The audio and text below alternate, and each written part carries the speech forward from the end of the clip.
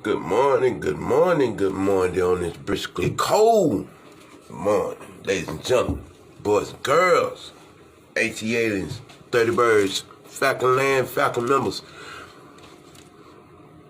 30 bird lovers, true Falcons. Those of us that have been there, lived through it all.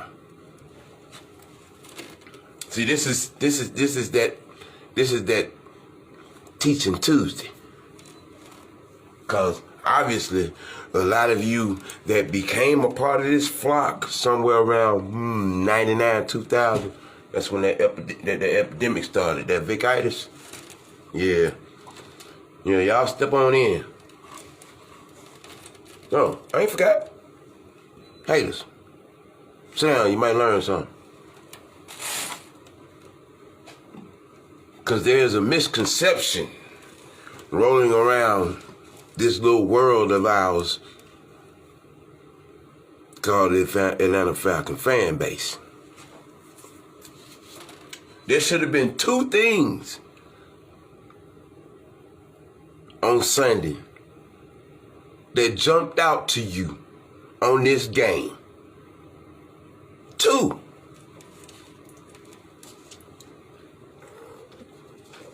One being the guys in the receiving room, in the wide receiver room, they getting punked. Can't even get off the line of scrimmage. Can't get off the jam. Can't get open. Yeah. Second thing,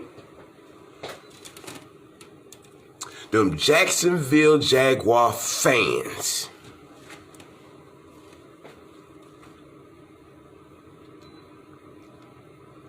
Now, I've seen a lot of people, you know what I'm saying, throughout yesterday asking the question, it was Jacksonville. Why was the game even close? Because their fans did not let them quit.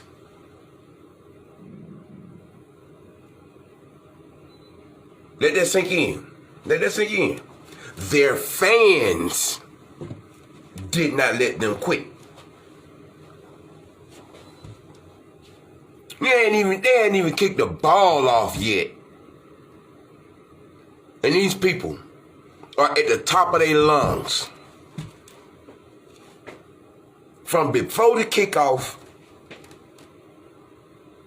to when that clock struck triple zeros in the fourth quarter.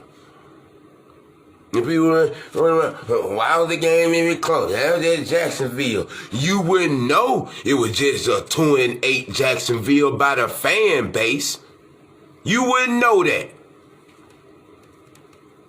You'd have thought they was a playoff contender the way them people was out there acting a fool for their team. Unlike a certain particular, I ain't talking about nobody, but I'm talking about what I'm talking about. It is embarrassing. It's embarrassing. And then, and collectively, they all have the mindset. Oh, they gotta do something for me to cheer for them. Where they do that at? And y'all wonder why all our wins have came on the road? Let that sink in. We went clear across the water to London and got more fan support.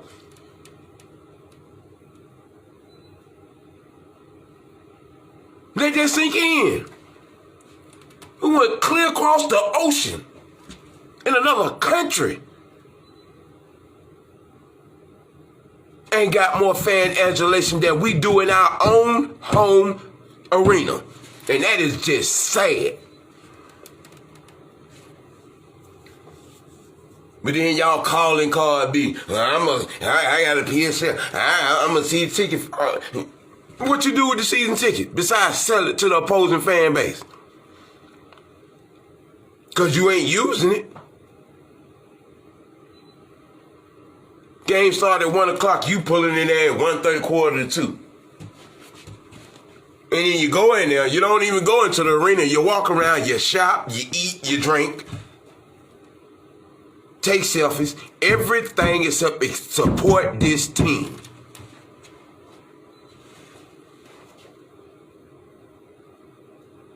And you got the nerve to want to have an opinion?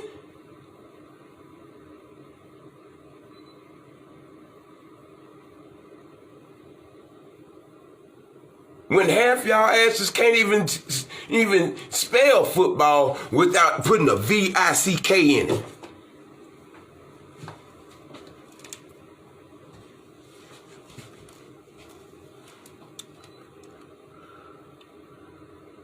You gotta let that go.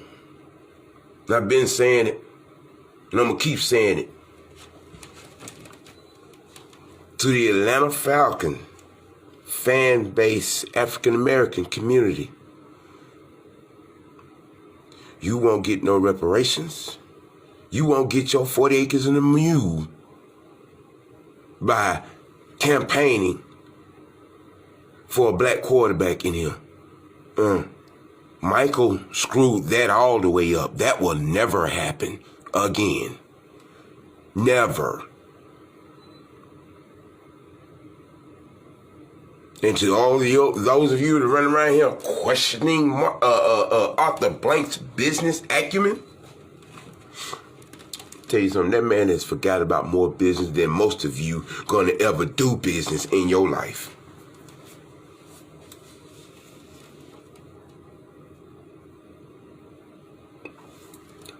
To watch that game Sunday and to hear those fans, every time we had the ball, all you heard was Duval, Duval.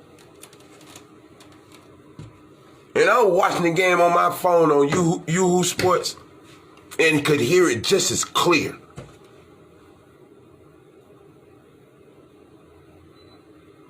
My 7-year-old baby niece sitting next to me, ironically, asked me the question. And what they say, out of the mouths of babes? Uncle Sam, why our fans don't sound like that when we play in Atlanta? This is from a 6-year-old.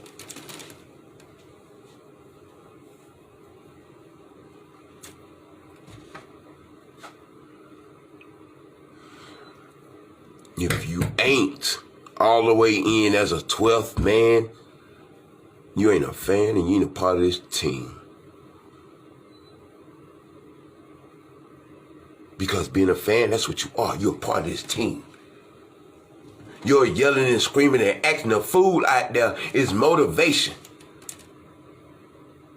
for that team. But y'all don't get that.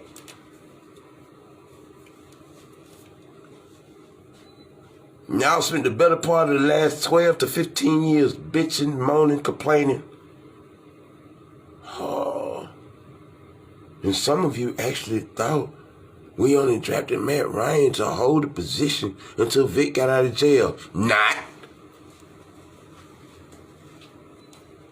Arthur gave that man $116 million to go away after lying to his face. And let it go.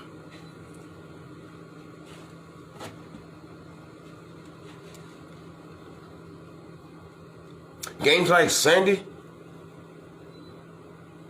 in all actuality, you want more games like that. You want more games where the whole game is not on your quarterback's back and shoulders. You want more games like that when your defensive special teams show up and win the game because they did their job the entire game. You want games like that where your quarterback don't have to throw the damn ball 50 times. All while getting sacked 5 or 6 times because the receivers are not getting open. They can't. They too small.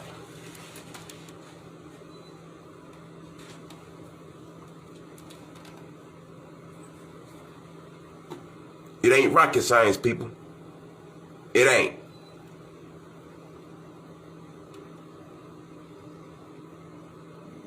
But all y'all want. All y'all want was stuck in your craw for no reason. For no football reason, you just want Matt Ryan gone. Some of you have other, even more spewable nonsense. Arthur Smith ain't the coach for this team. I beg to differ. Because if you've been paying attention from OTAs to now, what has happened? What has happened? Benedict Arnold took a massive dunk on us on national TV and went to Tennessee. And from the time he left, he's been in his alumni brother's ear, and he's doing the same crap. He's doing the same crap Julio did. Newsflash, people, stop asking about Calvin Ridley. Calvin Ridley played his last game as a Falcon. And it's not happening. His career here in Atlanta is over with. Get over it, deal with it, move on, because Arthur Smith and that locker room has.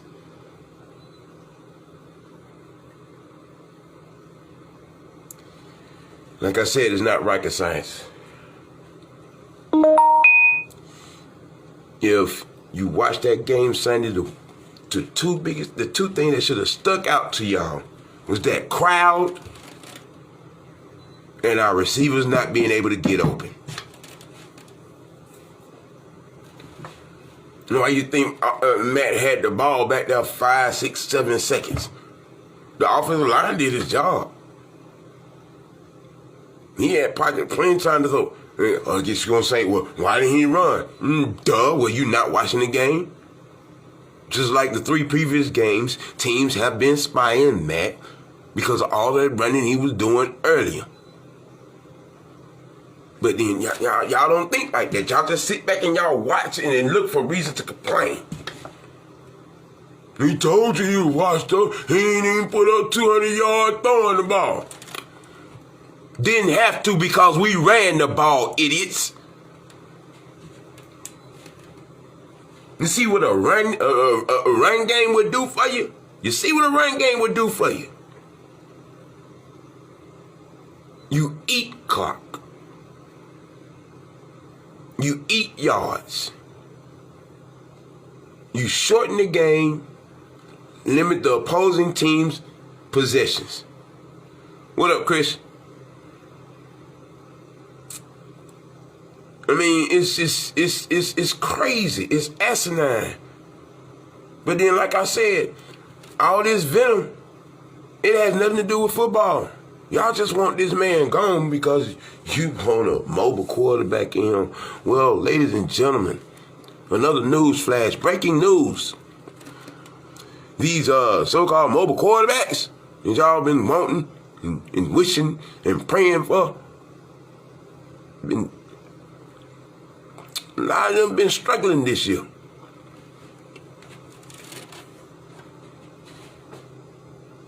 Yeah. One of them even got sacked 9 times.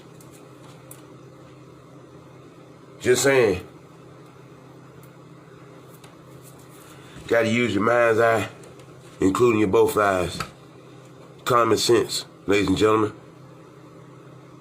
Stop looking to blame and start looking to understand what you're looking at.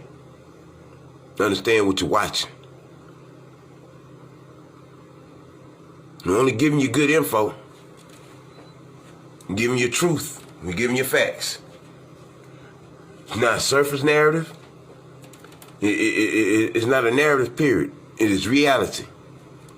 Our receivers are too small. And they're not getting open. Which is part of the reason why Kyle Pitts hasn't been getting the ball, because they're using him as a decoy to get those guys, other guys open. That's how Gage got that touchdown.